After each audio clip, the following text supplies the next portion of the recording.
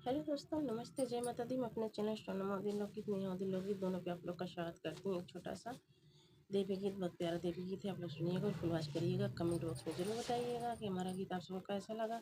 अगर अच्छी लगे तो हमारे चैनल को लाइक, सब्सक्राइब, शेयर, कमेंट जरूर कीजिएगा और अपना आशीर्वाद प्यार दुलार जरूर दीजिएगा। चलिए मैं सुनाती हूँ, आप लोग सुनिए। निमिया के शीतली बयार हो, मैया खोला के वड़िया। निमिया के शीतली बयार हो, मैया खोला के वड़िया। मैया के वारे एक मलिया बसतो है, मैया दुआरे एक मलिया बसतो है। गजरा पैरावे लंबे बाल हो, मैया खोला के वड़िया। गजरा पैरावे लंबे बाल हो, मैया खोला के वड़िया। निमिया के शीतली बयार हो, मैया खोला के वड़िया। निमिया के शीतली बयार हो, मैया खोला के वड़िया। मैया दुआरे बजवा बसतो है, मैया दुआरे बजवा बसतो है। चुनरी ओढ़ावे लाले लाल हो, मैया खोला के वड़िया। चुनरी ओढ़ावे लाले लाल हो, मैया खोला के वड़िया। निमिया के शीतली बयार हो, मैया खोला के वड़िया। निमिया के शीतली बयार हो, मैया खोला के वड़िया।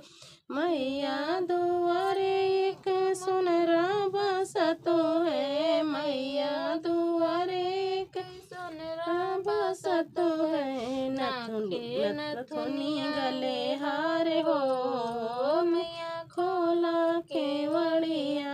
नाके नथुनी गले हार हो, मैया खोला के वड़िया।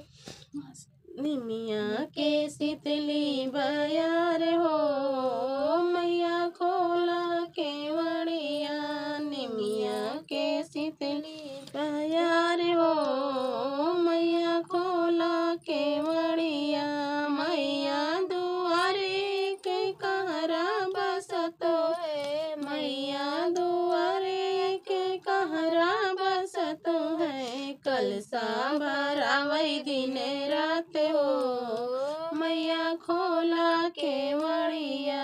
कलसा भरावै दिन रात हो, मैया खोला के वड़िया। निमिया के शीतली बयार हो, मैया खोला के वड़िया। निमिया के शीतली बयार हो, मैया खोला के वड़िया। मैया दुआरे एक पंडित बसतो है, मैया दुआरे एक पंडित बसत है। हवन करावे सुबह शाम हो, मैया खोला के वड़िया। हवन करावे सुबह शाम हो, मैया खोला के वड़िया। निमिया के शीतली बयार